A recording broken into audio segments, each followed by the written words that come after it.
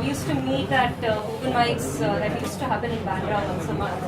And he used to tell me, I'm doing this thing in Thane, you should come down and, be part of it. And it took me a good 7 years, I think, before I finally managed to come down and do Very far away, isn't it? Yeah, well, okay. Yes, point taken. But I have been coming. I've come at least some 5 times in the past. Yay! Yes, and I really like Thane. I've been in Mumbai all my life, and given the weather that the city has had today, I think, there's a face that only a mother could love.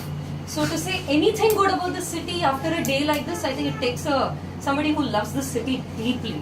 So I'm going to try my best because I'm really very angry with the horrible weather today. I'm very weirded out by holding this. Do I have to? Kind of. Can It's everybody like- hear me? No, it's not for people hearing you at all. Okay, alright. So I'm going to do a piece I call God Promise. God Promise, he said, we are safe. They'll never catch us. Look, they're wearing chappals. What if one falls up?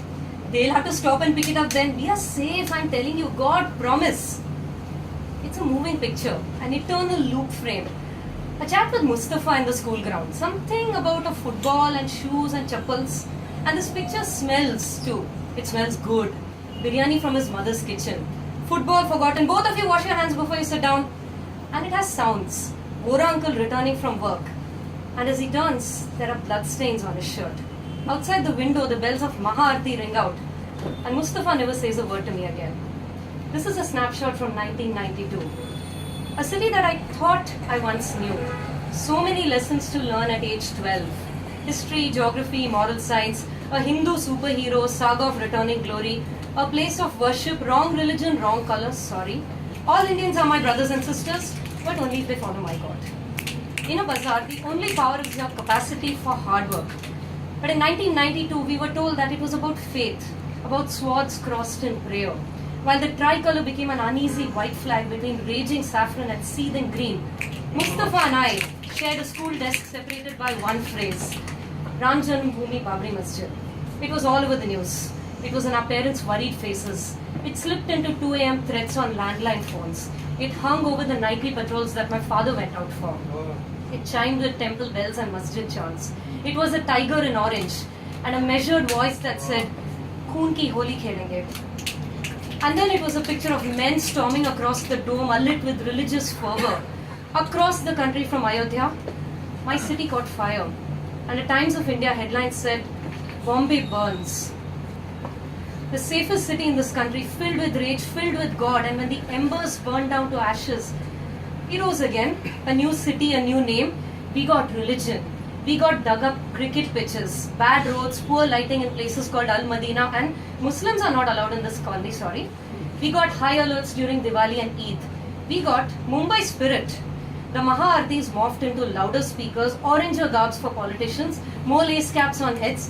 10 years later, a Mani Ratnam film riddled with cliches, a fairy tale for the rest of the country. And 20 years later, a farewell with honors to the tiger. I call myself me Mumbaikar. As Bombay plays a rerun to the strains of Hamma, I pull on my Mumbai spirit. It fits slightly better than my raincoat. The showreel has been silenced.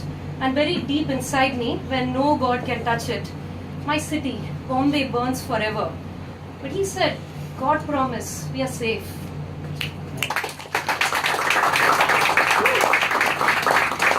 So my hands are still trembling because this is a true story.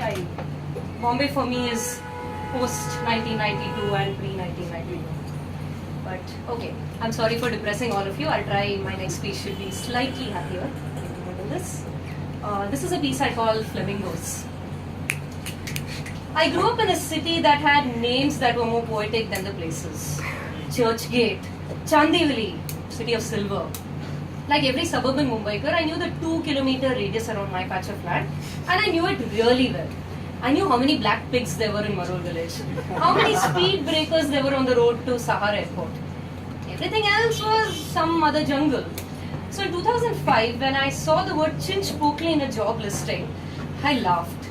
I'd heard the word before in a flop 80s movie called Roop Ki Rani Choro Ka Raja, where Sridevi's character was called Princess Chai Machini of Chinch Pokli. And at that time, I thought such a bizarre name could only originate in some screenwriter's imagination. But it turned out it was a real place in Bombay, South Bombay. Not the South Bombay of the posh accents and the Parsi English and the pretty girls, but the South Bombay of the mill workers who wrote the history of my city, with their yarns and their dyes and the clothes that were made for the rest of the country.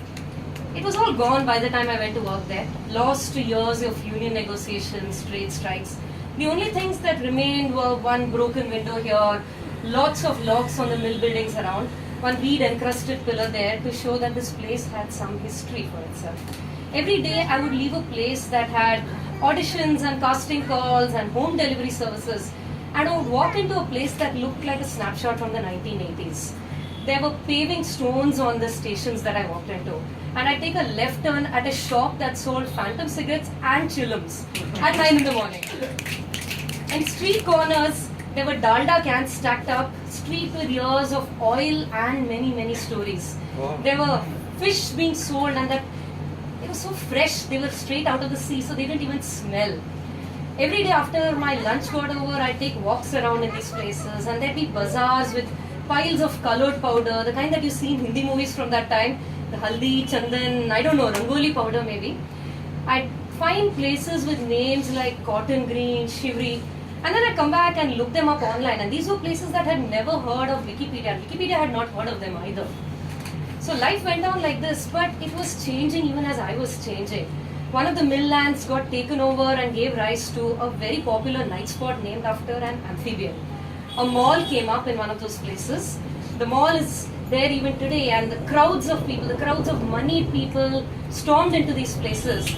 And each time they'd walk in there, nobody thought to look about. They had very high dreams and high incomes as well. If they'd chosen to look just above these neon signs, they would have seen a sooty chimney with the words Phoenix Mills on it. And I would think, walk respectfully when you walk these places. These are the gravestones of my city's past. One day, this newspaper article caught my eye. It was a story about the pre-monsoon showers, and it was accompanied by this National Geographic style photograph, which had pink long-winged birds. I looked at it and I said, where in Bombay does this happen? We are a city of crows with thieving intent and pigeons with stomach upset.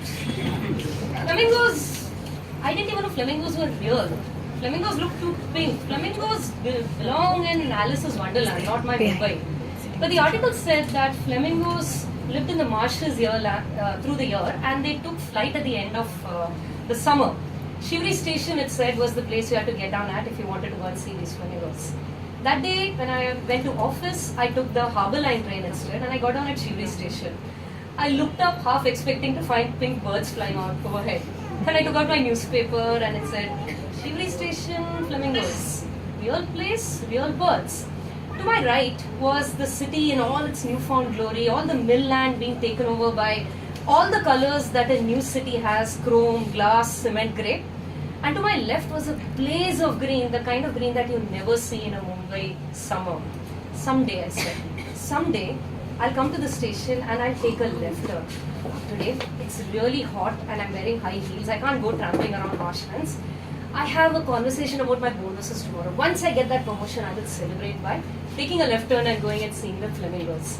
At the end of the week, I had to go out of town. By the time I came back, the monsoons had arrived. At the end of the monsoons, I got transferred back to the Andheri office. I never had to go to Shivri Station ever again. A lot has changed since then. It's been 10 years. Shivri has been renamed Upper Kolaba. The mill land has given way to multiplexes and malls and extremely posh apartments. But every day I live and breathe among people who are struggling with service tax and bans and rains like this, and our lives can be changed like this with one ruling from Delhi High Court, Delhi Supreme Court, just like those of the mill workers all those years ago. And I think in my mind, I know a different city. I know a place where mill workers' children are playing with cycle tires and chewing on phantom cigarettes, peppermint sticks called phantom cigarettes. I don't know how many people here remember phantom cigarettes, but okay, great. I know a place where fish is so fresh that it doesn't smell. And my Spanish princess's dowry fishing village of an island has a story. It has history, it has pain and poetry. My city has flamingos. Thank you.